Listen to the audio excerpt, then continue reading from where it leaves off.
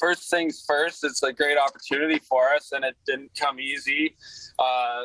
Necessarily a lot of effort, a lot of time went into it. We started a outreach, program headed by our bass player Taylor Morgan, or otherwise known as Izzy Licks, reaching out to basically everybody in the industry when COVID hit, because we realized that it's not only us that are sitting at home wondering what the heck to do, it's also all these people we look up to. So through that outreach program, we established contact with a lot of successful artists and began some mentoring, and did a few trips out to Toronto to do songwriting with Leon Harrison and Matt from a band called the Lazies. And we got in touch with John from Monster Truck. He's the lead singer of a Canadian band called Monster Truck.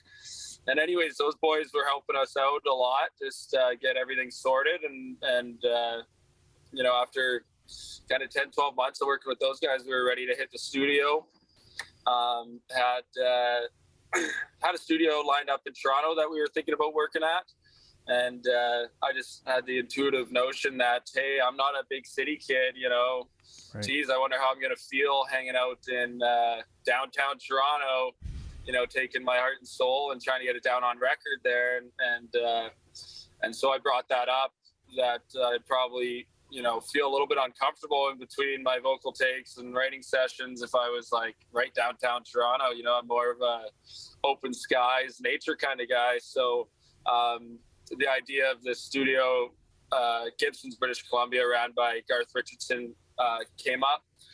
And, it was exactly what I was envisioning for the process. Now, the only thing is Garth is a top tier producer with a huge resume. He's worked with Rage Against the Machine, Red Hot Chili Peppers, Headley, Nickelback, you name it. He's touched it. So at that point, we just kind of started introduction with him, showed him what we're all about, sent him some music we have released and some songs we were working on. And, thank our lucky stars, but he was interested in working with us. His studio had been shut down for 16 months since COVID started. He opened up the studio for us.